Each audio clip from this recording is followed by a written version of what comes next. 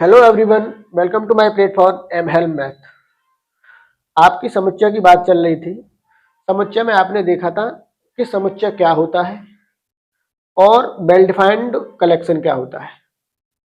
Well defined collection की बात करें तो वो जिन ऑब्जेक्टों का प्रयोग करके हम बना रहे होते थे वही आपका क्या कहलाता था, सेट कहलाता था।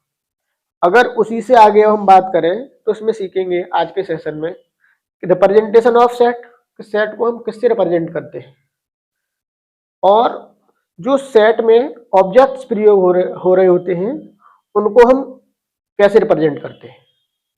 मतलब हम समुच्चय को संकेतन देखेंगे कि कैसे सिंबल में लिखा जाता है और समुच्चय के जो भी ऑब्जेक्ट्स प्रयोग होते हैं उनको भी देखेंगे कि किन सिंबलों से हम उसे भी लिख सकते हैं। तो इसके लिए पहले आप हेडिंग लिख लेते हैं, समुच्चय का संकेतन। समुच्चय का संकेतन और अवयव। तो पिछले सेशन से ही आगे बात करते हैं। उसमें आपने देखा था कि कोई आपका सेट था या कोई कलेक्शन था, तो यहाँ एक कलेक्शन ले लेते हैं। कलेक्शन क्या है वो, ये ले लें स्कूल। कलेक्शन क्या है, स्कूल में आए सभी अक्षर। ये क्या है आपका, स्कूल में आए सभी अक्षर। ये देखेंगे ये क्या कलेक्शन है। ठीक है, कलेक्शन तो है ही। किसका कलेक्शन है, एस का, सी का, एच का, ओ का, एल का। ये कलेक्शन है आपका। अब ये देखते हैं क्या ये सेट है।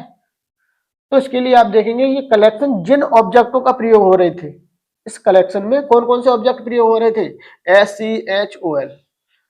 क्या ये वेल डिफाइंड है, तो हाँ ये वेल डिफाइंड है। तो इसका मतलब क्या है, ये आपका सेट है। ठीक, अब इस सेट को दिखाने के लिए हम किसका रिप्रेजेंट करते हैं, किसका प्रयोग करते हैं, उस की बात करेंगे, संकेतन की बात करेंगे। तो किसी भी सेट को रिप्रेजेंट करने के लिए इसका प्रयोग करते हैं हम अंग्रेजी वर्णमाला के कैपिटल अक्षर, जैसे A B C dot dot dot.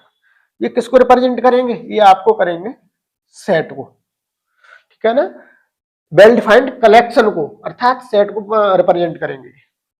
अब हम बात करेंगे तो फिर जो ऑब्जेक्ट्स थे, ऑब्जेक्ट कौन कौन से थे आपके इसमें। ऑब्जेक्ट की बात करें तो ऑब्जेक्ट कौन कौन से थे, S C H O L, ये आपके क्या थे, ऑब्जेक्ट थे। तो ऑब्जेक्ट को रिप्रेजेंट करने के लिए हम कौन सी लेटरों का प्रयोग करते हैं सेट में। तो जब भी हमें सेट में ऑब्जेक्ट्स रिप्रेजेंट करने हैं तो उसके लिए हम क्या करेंगे, स्मॉल लेटर का प्रयोग करेंगे। जैसे कौन कौन से ऑब्जेक्ट थे आपके, थे एस था, एस को हम स्मॉल से दिखाएंगे। जब सेट की बात हो रही होगी तो सी को हम किससे दिखाएंगे, स्मॉल से। एच को भी हम किससे दिखाएंगे, स्मॉल से। और ओ को भी हम किससे दिखाएंगे, स्मॉल से। और एल को भी किससे दिखाएंगे, हम स्मॉल से। अब यहाँ ये भी कह सकते हैं, अगर हम बात करें तो कैसे कैसे देखो देख सकते हैं। एस ए का क्या है आपका, ऑब्जेक्ट है। ऐसे लिखेंगे एस ऑब्जेक्ट ऑफ ए। ठीक है, इसको दूसरे भाषा में ऐसे भी लिख सकते हैं, दूसरे रूप में। एस ए का क्या है, अवयव है। अवयव है किसका, ए का। और कैसे लिख सकते हैं, एस सदस्य है किसका, ए का। और भी ऐसे भी देख सकते हैं, एस ए में है। तो इन सब को दिखाने के लिए हम एक अक्षर का प्रयोग करते हैं, वो अक्षर है आपका एप्सिलॉन। क्या है आपका, एप्सिलॉन। ये अक्षर है, इस अक्षर को हम क्या बोलते हैं, एप्सिलॉन। क्या बोलते हैं, एप्सिलॉन। ठीक है ना, ये क्या कहलाता है आपका, एप्सिलॉन। और ये अक्षर क्या था, ये अक्षर था आपका ग्रीक सिंबल। कैसा था आपका, ग्रीक सिंबल था ये। ठीक है ना, लेकिन इस अक्षर का नाम क्या है, एप्सिलॉन। और ये सिंबल कहाँ का था, वो था आपका ग्रीक का। अब आगे बात करेंगे अगला जो आपका टॉपिक है वो है रिटन टाइप्स ऑफ सेट। किसकी बात करेंगे? रिटन टाइप्स ऑफ सेट, मतलब समुच्चय के लिखने के प्रकार। ठीक, चलो इसमें देख लेते हैं। समुच्चय के लिखने के प्रकार, written types of set. Written types of set की बात करें तो हमें समुच्चय में लिखने के लिए दो मेथडों का प्रयोग किया जाता है। कितने मेथडों का प्रयोग किया जाता है? दो का। उसमें जो आपका फर्स्ट मेथड होता है वो होता है आपका रोस्टर मेथड, या उसे हम साड़ी मेथड भी कह देते हैं, साड़ी विधि। और दूसरा जो मेथड होता है वो होता है आपका सेट बिल्डर मेथड। ठीक है ना? क्या होता है? Set builder method. और इसको और हम क्या कह सकते हैं? इसका भी दूसरा नाम होता है गुण विधि, प्रॉपर्टी मेथड। चलिए तो उसी को हम लिख लेते हैं। जो फर्स्ट मेथड होता है, रिटन टाइप्स ऑफ सेट की बात हो रही है, उसमें फर्स्ट मेथड होता है आपका रोस्टर मेथड। क्या होता है? रोस्टर रूप। और दूसरा जो होता है आपका वो होता है समुच्चय निर्माण रूप। क्या होता है? समुच्चय निर्माण रूप। इसको हम गुण विधि भी बोल देते हैं और इसको हम साड़ियन विधि भी बोलते हैं। तो रोस्टर रूप में देखते हैं कि रोस्टर रूप में हम समुच्चय को कैसे लिखते हैं। नंबर 1 हम क्या देखेंगे कि रोस्टर रूप में हम समुच्चय को कैसे लिखते हैं। इसमें देखेंगे रोस्टर रूप में। तो रोस्टर रूप में लिखने के लिए कोई हमारा एक वेल डिफाइंड कलेक्शन होना चाहिए। तो वो वेल डिफाइंड कलेक्शन हम क्या मान लेते हैं? अभी जो एग्जांपल दिया था, क्या मान लें? माना कोई हमारा यही है आपका स्कूल है, स्कूल। ठीक है ना? स्कूल जो कलेक्शन है उसमें आए सभी अक्षर, इसमें स्कूल में आए सभी अक्षर। अभी एक वेल डिफाइंड कलेक्शन है, तो इसको हम किस में लिखना चाह रहे हैं? कौन सी टाइप में लिखना चाह रहे हैं? रोस्टर रूम में लिखना चाह रहे हैं, रोस्टर मेथड में लिखना चाह रहे हैं, रोस्टर फॉर्म में लिखना चाह रहे हैं। तो इसको लिखने के लिए सबसे पहले हमें किसका प्रयोग करना होता है? मजले कोष्टक का प्रयोग करना होता है।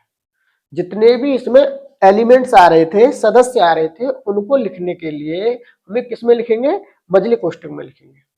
और मजले कोष्टक में जब हम एलिमेंट्स को लिखते जाते हैं तो प्रत्येक एलिमेंट्स के बीच हम किसका प्रयोग करते हैं? कॉमा का प्रयोग करते हैं। ठीक, चलो तो उसको लिखते हैं।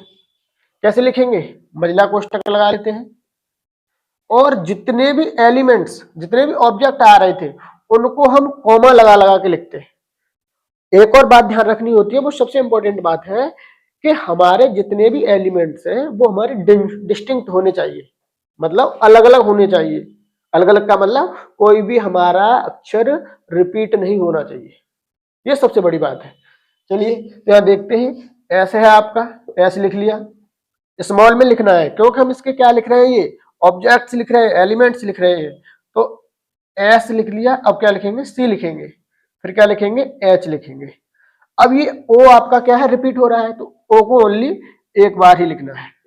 और क्या लिखेंगे? एल लिखेंगे। ठीक है, ये आपका क्या हो गया? कोई सेट हो गया। कौन से रूप में? रोस्टर रूप में। और अगर हम इस पूरे कलेक्शन को दिखाएं, पूरे कलेक्शन को दिखाएं, मान लें इस पूरे कलेक्शन को दिखाएं, तो उसको दिखाने के लिए हम किसका प्रयोग कर सकते हैं? Capital letter. ठीक, या तो ए ले लो या बी ले लो, लेकिन लेना कितना होगा? Capital letter. ठीक है, तो ये आपका रोस्टर रूप हो गया। अब अगला जो आपका मेथड था उसको भी ले लेते हैं। क्या था वो आपका? सेट बिल्डर मेथड, समुच्चय निर्माण रूप। क्या था? दूसरा था आपका समुच्चय निर्माण रूप। ठीक, इस रूप में क्या होता है? चलो इसमें भी देख लेते हैं। इसमें क्या होता है? जो वेल डिफाइंड कलेक्शन होता है उसमें जितने भी ऑब्जेक्ट्स आ रहे होते हैं, जितने भी एलिमेंट्स आ रहे होते हैं, उनमें एक कॉमन प्रॉपर्टी जो होती है, उन एलिमेंट्सों में एक कॉमन प्रॉपर्टी होती है, उस प्रॉपर्टी को हम लिख देते हैं। ठीक है ना? जितने भी एलिमेंट्सों से जो भी वेल डिफाइंड कलेक्शन बन रहा होता है उनमें एक कॉमन प्रॉपर्टी होगी और उसी कॉमन प्रॉपर्टी को लिख दिया जाता है। यही आपका क्या कहलाता है? क्या कहलाता है? आपका समुच्चय निर्माण रूप। ठीक है ना? चलिए, तो इसको लिखने के लिए सबसे पहले अभी हमने यही एग्जाम्पल लिया था, क्या लिया था, SCHOOL, स्कूल लेटर था आपका, और इसमें आए सभी अक्षर, में आए सभी अक्षर। चलिए अब इसको हमें किस में लिखना है, समुच्चय निर्माण रूप में लिखना है, सेट बिल्डर मेथड में लिखना है। तो इसको लिखने के लिए हम कोई एक सिंबल लगा ले, सिंबल ए लगा ले, जैसे ए दिखा लेते हैं, और लिखेंगे तो मझले कोष्ठक में ही, मझले कोष्ठक में। और इसको एक, जैसे एस में, सी में, एच में, ओ, एल, इसमें क्या होना चाहिए, एक हमारा एक विशेष प्रॉपर्टी होनी चाहिए, ठीक है ना। तो इसके लिए क्या है, लिखेंगे x such that x school में आए सभी अक्षर, सभी अच्छा, ठीक है। ये आपका किसमें हो जाएगा, आपका हो जाएगा समुच्चय निर्माण रूप में, x such that x school में आए सभी अक्षर। चलो दूसरा एग्जांपल और ले लेते हैं इसके लिए। अभी जैसे अंग्रेजी वर्णमाला का सभी स्वर ले लें, सभी स्वरों का समुच्चय की बात करें, किसकी बात करें, एक कलेक्शन ले लें, किसका, स्वरों का, स्वरों का समुच्चय। इस कलेक्शन की बात करेंगे तो इसको हमें किस में लिखना है, इसको लिखना है समुच्चय निर्माण में। तो इसके लिए कोई, आप क्या करते हैं, सेट को दिखाने के लिए कैपिटल लेटर यूज करते हैं, और ये कैपिटल लेटर हमने ए यूज कर लिया। अब इसके लिए हमें महिला कोष्ठक लगाना होता है, तो महिले कोष्ठक में लिखेंगे एक्स सच दैट एक्स। अब लिखेंगे अंग्रेजी वर्णमाला के सभी स्वर, ठीक है ना। जैसे ए ई आई ओ यू ले लें, ए ई आई ओ यू क्या है, सभी स्वर है, यहाँ पर लिख सकते हैं। दूसरा इसका नाम क्या लिख सकते थे, कोई कलेक्शन था किसका, ए ई आई ओ यू का। तो उनमें सब में क्या कॉमन प्रॉपर्टी थी, इसमें ए भी आपका स्वर था, ई भी आपका स्वर था, आई भी आपका स्वर था, और ओ भी आपका स्वर था, और यू भी, ठीक है, यू भी आपका स्वर था। तो उनमें इस सब में एक कॉमन प्रॉपर्टी है, ये क्या है, आपके स्वर है। तो उनको कैसे लिख सकते हैं, एक्स सच दैट एक्स अंग्रेजी वर्णमाला के सभी स्वर, ठीक है, एक्स सच दैट एक्स अंग्रेजी वर्णमाला के सभी स्वर, ये इनमें कॉमन प्रॉपर्टी हो गई, ठीक।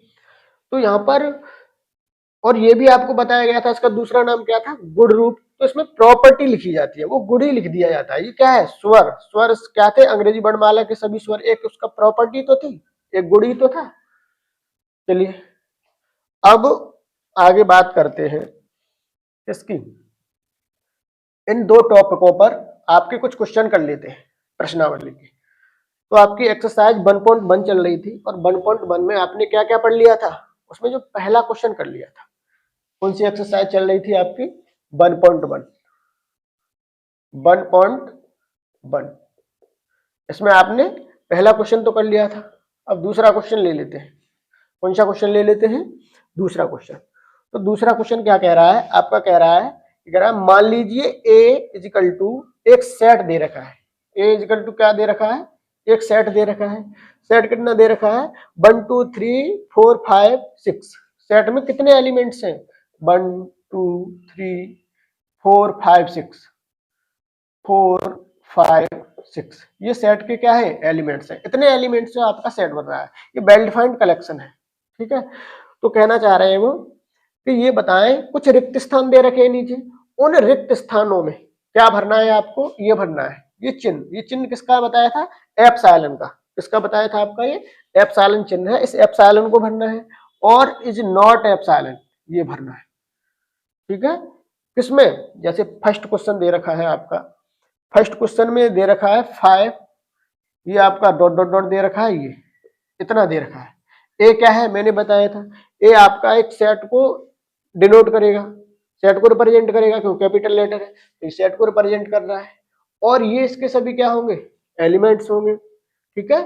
तो यहां पर ये देखना है 5 इसमें है क्या नहीं, अगर ये इसमें है तो इस वाले सिंबल का प्रयोग हो जाता है, बताया था अभी, ठीक है, एप्सिलॉन का प्रयोग होता है। और यदि इसमें नहीं है तो इस वाले का हो जाएगा, इज नॉट का। तो देखो ये इसमें है, बताओ 5 इसमें उपस्थित है या नहीं, बताया था ये इसका सदस्य है, 4 बातों से बताया था, 3-4 बातों से आपको कि 5 इसमें उपस्थित है क्या नहीं, या 5 इसका सदस्य है क्या नहीं, या फिर अगली बात 5 इसका अवयव है क्या नहीं। तो सब कुछ 5 इसमें है बस।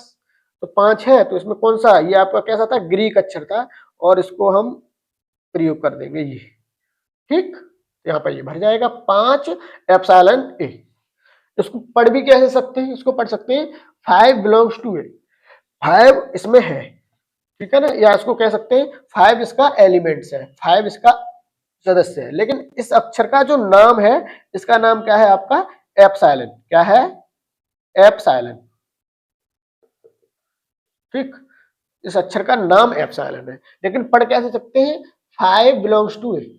चलिए पहला क्वेश्चन हो गया। अब सी का दूसरा पार्ट क्या था, इसको मिटा देते हैं। इसका है आपका दूसरा पार्ट है आपका, ये 8 दे रखा है और रिक्त स्थान दे रखा है और ए दे रखा है। अब इसमें भरवा रहा है, तो बताओ कौन सा आएगा, ये आएगा ये आएगा, इज नॉट एप्सिलॉन आएगा या एप्सिलॉन आएगा। तो यहाँ पर देखो 8 है क्या, इसमें 8 नहीं है, तो क्या आ जाएगा, इज नॉट एप्सिलॉन, ठीक। क्या आ जाएगा, इज नॉट एप्सिलॉन। चलिए आपका थर्ड क्वेश्चन है इसी का।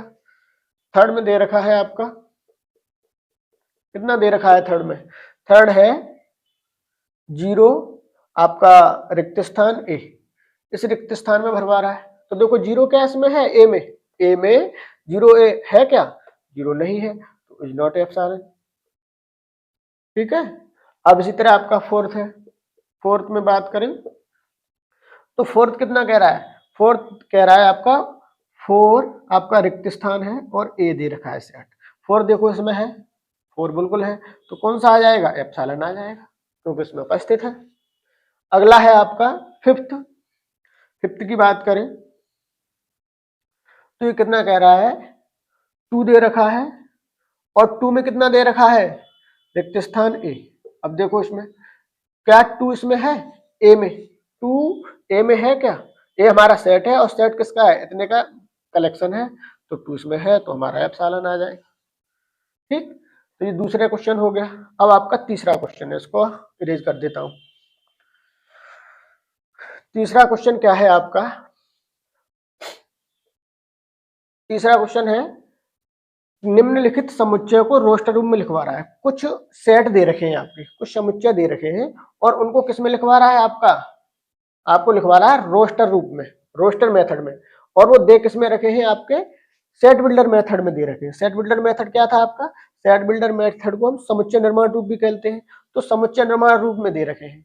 तो उसकी बात करते हैं, चलो पहले तीसरे का फर्स्ट ही देख लेते हैं। क्वेश्चन आप देख लो, ये दे रखा है a is equal to x such that x एक पूर्णांक है -3 और 7 के बीच में। मतलब हमारा x है वो किससे, -3 से तो ग्रेटर है, लेकिन क्या है 7 से आपका क्या है, लेस देन है। और ये क्या है, x इंटीजर है, क्या है, x इंटीजर है, मतलब पूर्णांक है। पूर्णांक के बारे में तो आप जानते हो, चलिए मैं थोड़ा बता देता हूं। इसमें सबसे पहले प्राकृतिक संख्याएं आती हैं। प्राकृतिक को हम नेचुरल नंबर कहते हैं और नेचुरल नंबर को हम n से दिखाते हैं। तो n क्या होता है, जिनसे हम वस्तुएं गिनते हैं, ठीक। जैसे 1 2 3, इसके लिए मैं एक वीडियो बना दूंगा फुल सभी नंबरों के लिए, लेकिन तो यहाँ पे बस अभी थोड़ा थोड़ा देख लेते हैं जिनका हमें प्रयोग करना है। तो 1 2 3 4, इनसे हम क्या करते हैं, वस्तुएं गिनते हैं। ये हम नेचुरल नंबर कहलाते हैं, प्राकृतिक संख्याएं कहलाते हैं। अब दूसरे नंबर पे देख लें। दूसरे नंबर पे हमारी क्या आते हैं, पूर्ण संख्याएं, है ना, होल नंबर। उसमें क्या होता है आपका 0 और बढ़ जाता है पूर्ण संख्याओं की बात करें तो। अब तीसरे नंबर पे क्या आती है, आपके पूर्णांक आते हैं, इंटीजर। इंटीजर में क्या होता है आपकी, ये जो प्राकृतिक संख्याएं वो सब आ जाती हैं। और ये इसमें पूर्ण संख्याएं भी आती हैं। तो पूर्ण संख्याओं में क्या बढ़ जाता है आपका, 0 और बढ़ जाता है। और क्या बढ़ जाता है, ये सभी नंबर से नेगेटिव भी आ सकते हैं, तो -1 -2 इस तरह से इधर भी चलते हैं। ये सब क्या है, इंटीजर है। तो वो इंटीजर की ही बात कर रहा था, इंटीजर की बात कर रहा था। और इंटीजर कहां से कहां तक, देखो इधर इंटीजर आपके जो है कहाँ तक चलेंगे, -2, -3, -4 इस तरह से चलते आएंगे अनंत तक। इधर भी अनंत तक चलते आएंगे, इधर भी इन्फिनिटी तक चलते आएंगे। तो अब देख लो यहाँ पे जो x क्या है, पूर्णांक है, और कितने से कितने के बीच, 7 के और -3 के बीच। 7 से तो छोटे हैं तो उसमें और बढ़ना पड़ेगा हमें, 4, 5, 6, 7, और फिर आगे और बढ़े तो 8 भी आ जाएगा, ठीक है ना। अगर हम देखें तो यहाँ 5 और यहाँ कितना आपका 6 लिख दो, यहाँ लिख दो 7 लिख दो और 8 लिख दो। अगर इससे और भी बढ़ते जाएंगे, लेकिन हमें करना क्या है, 7 से छोटे चाहिए और -3 से बड़े चाहिए। -3 ये है आपका और 7 ये है, इतने बीच के चाहिए यहाँ से यहाँ तक। लिख लो कितने हैं, -2, -1, 0, 1, 2, 3, 4, 5 और 6, इतने पूर्णांक हैं। और लिखना किसमें है, ऐसे रोस्टर रूप में लिखना है। तो रोस्टर रूप में लिखने के लिए बताया था कि मझला कोष्टक प्रयोग करते हैं, और मझले कोष्टक में हम क्या करते हैं, जितने भी एलिमेंट्स को हम लिख रहे होते हैं उसको हम किस में दिखाते जाते हैं, कॉमा लगाते जाते हैं। तो कितने एलिमेंट्स आएंगे, -2 आएगा, -1 आएगा, 0 आएगा, 1 आएगा, 2 आएगा, 3 आएगा, 4 आएगा, 5 आएगा और 6 आएगा। ये कहां से कहां तक हो गया, -3 और 7 के बीच सभी इंटीजर हो गए। ठीक, चलिए तो रोस्टर रूप में पहला लिख गया। अब अगला लिख लेते हैं। अगला है आपका, वो कितना दे रखा है, ये कह रहा है बी एक सेट है और वो कह रहा है एक्स दैट एक्स संख्या 6 से कम सभी प्राकृतिक संख्या है। तो प्राकृतिक संख्या अभी सभी बताई थी, कितने से कम, कितने से कम बता रहे हैं वो, 6 से कम। तो 6 से कम की बात करें, 6 से छोटी प्राकृतिक संख्या कितनी होंगी आपकी, 1, 2, 3, 4, 5 होंगी। और वो किस में लिखनी है हमें, रोस्टर में। और रोस्टर में लिखने के लिए मझले कोष्टक का प्रयोग करेंगे। और 6 से कम कितनी है, 1 है, 2 है, 3 है, 4 है और 5 है, बस 6 से कम सभी प्राकृतिक संख्याएं हो गई। और ये बी से दिखाया है तो बी लिख दो, ठीक है। अब थर्ड है आपका c is equal to X that X, 2 अंकों की ऐसी प्राकृतिक संख्याएं हैं जिसके अंकों का योगफल कितना है, 8 है, ठीक है। प्राकृतिक संख्याओं की बात हो रही है, किसकी बात हो रही है, ऐसी प्राकृतिक संख्याएं लिखनी है जिनके अंकों का योगफल 8 है, ठीक है। चलो लिख लेते हैं, थर्ड की बात हो रही है। थर्ड, ऐसी प्राकृतिक संख्याएं जिनके अंकों का योगफल 8 आए। तो 8 सबसे हम शुरुआत करते हैं। यदि हम 1 लें, कितना लें, 1 लें, तो 1 के साथ हम कितना जोड़ें, 8 आ जाए, 7 जोड़ दो। 1 से शुरुआत कर रहे हैं क्योंकि सबसे छोटी प्राकृतिक संख्या 1 होती है। 1 के साथ कितना आ गया, 7, 7 और 1 कितना आ गया, 8। उन्होंने यही तो कहा है कि ऐसी संख्याओं को लिखो, ऐसी प्राकृतिक संख्याओं को लिखो जिनके अंकों का योगफल कितना हो, 8 हो। लेकिन वो कितने अंकों की होनी चाहिए, 2 अंकों की। चलो और देख लो, 2 अंकों की होनी चाहिए। 2 अंकों में एक इकाई का अंक होता है और क्या होता है, एक दहाई का होता है, यही तो है। दहाई और इकाई अर्थात 2 अंक होने चाहिए हमारे। तो 2 अंक लिखने के लिए हम कहां से शुरुआत करते हैं, मान लो 1 से शुरुआत करते हैं। 1 हमारा सबसे छोटा नेचुरल नंबर है, प्राकृतिक संख्या है। तो 1 के साथ हमें कितना जोड़ना पड़ेगा, 8 लाने के लिए, हमें लाना 8 है तो 1 के साथ 7 जोड़ना पड़ेगा, ठीक है। अब हम 1 के साथ और कुछ तो जोड़ नहीं सकते क्योंकि हमें 2 अंकों की चाहिए, ठीक है, वो 8 नहीं बनेगी। अब हम 2 के साथ लें, 2 के साथ कितना जोड़ सकते हैं हम कि हमारा 8 आ जाए, 6 जोड़ सकते हैं तो 26 हो गई। अब 3 ले लें, 3 के साथ हम कितना जोड़ सकते हैं, 8 आ जाए, 5 जोड़ सकते हैं, 35 हो गई। 4 ले लो, 4 के साथ हम कितना जोड़ सकते हैं, 8 आ जाए, 4 के साथ 4 जोड़ सकते हो, 44 हो गई। अब इसी तरह 5 ले लो, 5 के साथ कितना जोड़ सकते हो आप, 3 जोड़ सकते हो, 8 आ जाए तो 53 हो गया। अब 6 ले लो, 6 के साथ कितना जोड़ सकते हो कि आपका 8 आ जाए, 2 जोड़ सकते हो तो 62 हो गई। अब कितना ले लें, 7 ले लें, 7 के साथ कितना जोड़ सकते हो, 1 जोड़ सकते हो, कितना 71 हो गया। अब कितना ले लें, 8, अब 8 के साथ कितना जोड़ सकते हो, 0, 8 के साथ कितना जोड़ सकते हो, 0, 80 हो गया। ये संख्याएं हैं आपकी। तो कितनी संख्याएं हो गई जिनका योगफल कितना है, 2 अंकों की प्राकृतिक संख्याएं, 17, 26, 35, 44, 53, 62, 71 और 80, ठीक है। अब आप कहोगे कि 9 ले ले सर, तो 9 के साथ क्या हम जोड़ सकते हैं कि 8 आ जाए, नहीं जोड़ सकते, 9 बड़ा हो गया पहले से ही 8 से। चलिए अगला क्वेश्चन देखते हैं। अगला क्वेश्चन है आपका, कह रहा है x सच दैट x अभाज्य संख्या है जो संख्या 60 की भाजक है, ठीक है ना, जो कितने की भाजक है, 60 की। चलिए ये आपका चौथा क्वेश्चन था। तो 60 की भाजक में, भाजक का मतलब ये देख लो 60 में किस किस का भाग जाता है, यहाँ पे किस किस का जाता है, देखो 2 का भी जाता है, 3 का भी जाता है, ठीक है ना। इसी तरह हम और भी देखते जाएं, 4 का भी जाता है, और भी आगे बढ़ते हैं तो ये सब आती जाएंगी, 5 का भी जाता है, 6 का भी जाता है, ठीक, इस तरह से आगे बढ़ती जाएंगे। लेकिन उन्होंने ये कहा है कि अभाज्य संख्याएं देखनी, कैसी देखनी, अभाज्य। अभाज्य का मतलब ये सिवा अपने आप से ही कटे, वो होती है अभाज्य, स्वयं से ही कटे। तो यहाँ पे देखो 2 स्वयं से ही कटती है तो ये अभाज्य हो गई, चलो ठीक है। 3 स्वयं से कटती है, ये अभाज्य हो गई। 4 क्या स्वयं से कटती है, ये 2 से भी कट जाती है। स्वयं से तो कटती है, लेकिन और किसी नंबर से ना कटे स्वयं के बाद, तो ये 2 से भी तो कट जाती है, तो ये आपकी अभाज्य नहीं है। 5 देखो, 5 अभाज्य हो गई, 5 स्वयं के सिवा किसी से नहीं कटती, 6 भी कट जाती है। इसी तरह से और देखते जाओ, और संख्या मिलेंगी क्या, 6, 7, 8, 9, 10, 11, 12, अब जितनी भी मिलेंगी आपकी कैसी मिलेंगी, अभाज्य नहीं होगी वो, ठीक है। तो ये आपका आंसर आ गया। अगला क्वेश्चन और देख लेते हैं। अगला कहना चाह रहे हैं वो ट्रिग्नोमेट्री शब्द के सभी अक्षरों का समुच्चय। किसकी बात हो रही है, ट्रिग्नोमेट्री एक शब्द दे रखा है आपका, क्या दे रखा है, ट्रिग्नोमेट्री, ठीक है ना। Trigonometry, trigonometry